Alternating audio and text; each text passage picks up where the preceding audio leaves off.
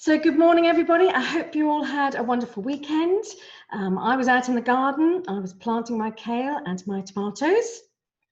And the photograph that we're going to start with this morning comes from Mrs. Stone. She has sent in two beautiful photos of her roses. The first one is called Eye of the Tiger, those of you who are around in the 80s. And the second one is called Mary Rose. So really beautiful. So thank you, Mrs. Stone, for sending your photos of roses in. And I have really been enjoying the roses in my garden and in the local area this week. So we have sent out a message saying if you do have roses in your garden or when you go on your walks, please take some photographs and send them in. We're going to make a montage so that everybody can enjoy it, because really in terms of nature's highlights this week, roses are where it's at. Now, this week we welcome back onto site our first pre-prep pupils. We are welcoming year one and we are welcoming reception on Wednesday and Friday. We're very excited that they're going to be joining us. So we have chosen a hymn that we thought pre-prep would really like. They have actions that they do to it. If you know the actions, you can do them too, regardless of your age. Mr. Hill came in especially to play this hymn on Friday. So over to you, Mr. Hill. This is this morning's hymn.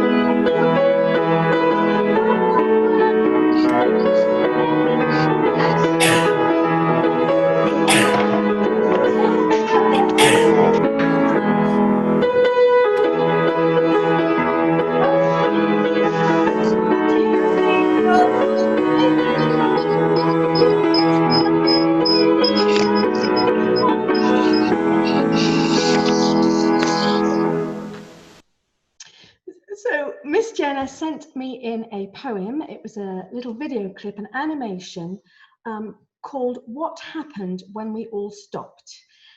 It's about the environment and this current global pandemic, and it is read by Jane Goodall, someone who has dedicated her life to protecting wildlife, in particular primates and chimpanzees. Let's watch the poem. Today we have something a little different. Dr. Jane Goodall is going to tell you a story. Stay tuned after the animation to learn how to download this as a free children's book. Ready? Let's begin. It starts as a whisper, a word on the air. It can't quite be heard, but you know that it's there. As gentle as sunlight, as tenacious as hail, in its route to the heart, it could not but prevail. And the people looked up from their day-to-day tasks, their day-to-day jobs, and their day-to-day masks. They heard, or they felt, where the whisper could lead, and they looked with eyes wide at what that might mean. And once they could see it, they hadn't a chance to resist the sweet song of the deep spell it cast.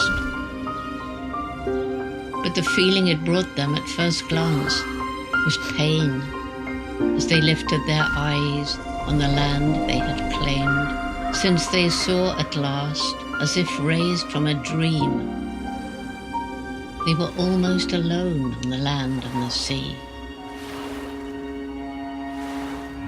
But the trees had almost gone, and the bees had almost gone, and the creatures in their shells by the seas had almost gone, and the people felt sad as they saw their new earth, but they knew this was it, one wild chance for rebirth. Breaking new ground, seeds rolling down, smell of the earth on your hands and your brow. No time for sorrow, We're building tomorrow. The sound of things growing now keeps us around.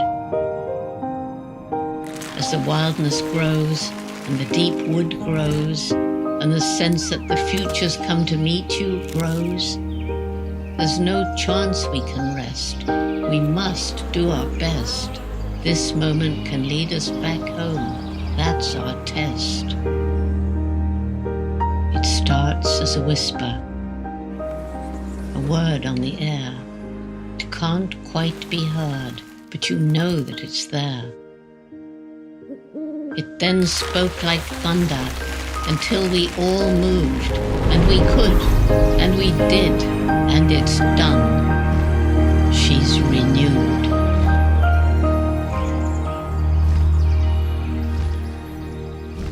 Help turn the whisper into a roar by sharing this poem today. You can download the illustrated book for free at ed.ted.com/whisper. So there we are. It's a chance for us to turn that whisper into a roar and to renew the earth. And everything that you've been doing in your gardens, in your areas, at school, that will all help greatly.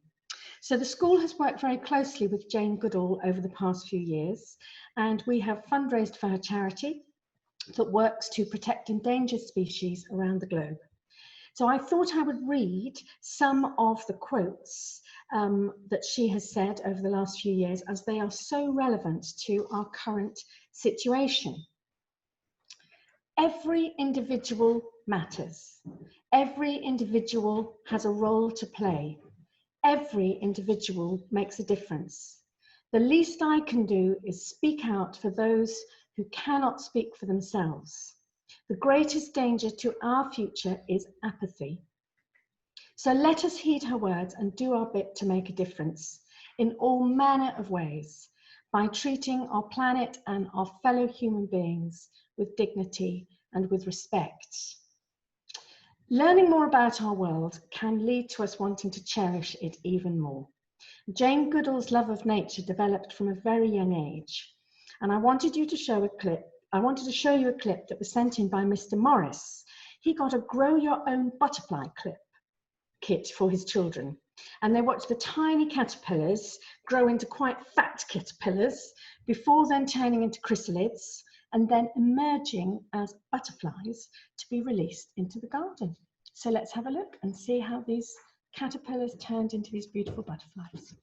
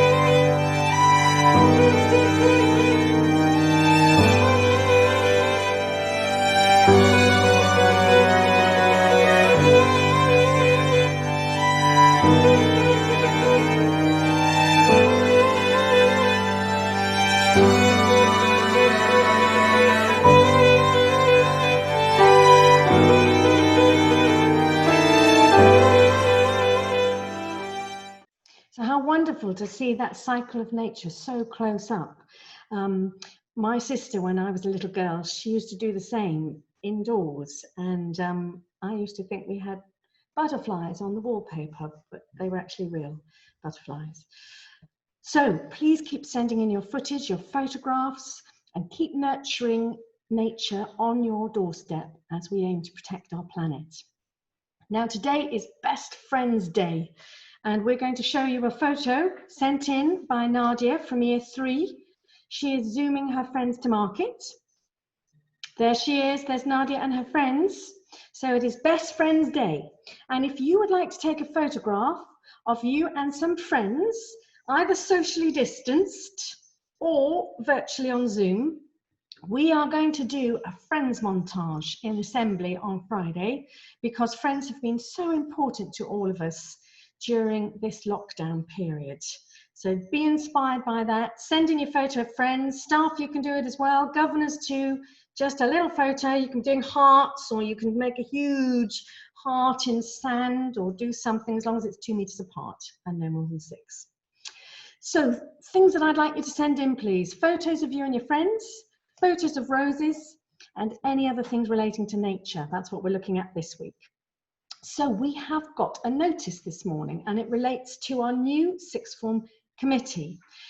So they are now in place, and I would like to say congratulations to the following pupils. The new chair of our sixth form committee is Lydia Glanville. The vice chair is Jess Holloway. Treasurer is Amy Bowen, and the secretaries are Ruby King and Anna Fabricant. So can we give them a round of applause? Well done. Well done to our new sixth form committee. And we are interviewing this week, Mrs. Clems and I, for the role of head girl and deputy head girl. So those interviews will be taking place this week, and we will be announcing those positions in next Monday's assembly. Right, time to head over to Reverend Burke for our prayer this morning. Hello, a prayer this morning from a new Celtic psalm called Joy in the Creator. I rejoice, O God, that you are the maker of all, that you are the creator of life, the moulder of the earth, designer of the sea, the shaper of the heavens, and that you made me. Amen. Amen. So have a wonderful week, everybody. It's lovely to be welcoming Year 1 and reception back on site to join our Year 6 and our key worker children. Have a great day, everyone. Bye.